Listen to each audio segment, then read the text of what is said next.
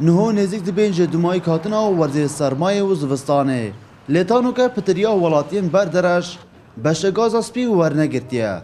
ولاتی بزاری خواه لوی روشه ددن دیار کرن چونکی بودم 2 سالانه گاز اسپی لسروان نهاتیه دباش کرن راستي عمك وخلك بردرش ام قالك مخدورين يعني بلا طيبتي لا نفتيك ودو صال يعني بزستان السرمدات تزستان ساخت حكومة وك بيريس نفتي وخلك بردرش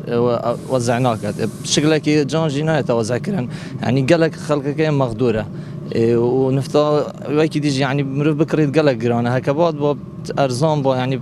40,000 و 50,000 خلق پیسی حکومتینا و تبشید خوب کردن بس اوجی نرخی گله که گران راست زي بردرش 25 توزيع كرابي توزيع نكرايا باريش ولا ما نقرتيا او صارش حتى عالم ولا ما نقرتيا واستان قشنا بوهاري فاجنا في الدستان ندري تخلشي مواطن استفاده بكات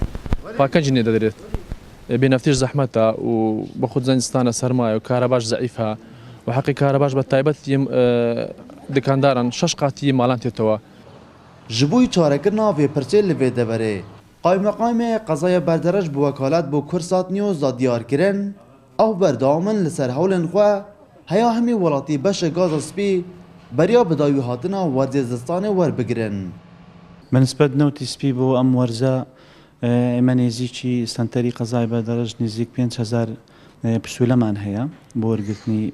بشا نود بەڵام تا ئێستا نیوەی ئەو ژمارەیە وەرگیراوە کە 2524 پسوولە وەرگیراوە ئەوی تریش لە هەوڵداین کە بە زووترین دەم بگاتە دەستی هاوڵاتیان و خزمەتیان بکات.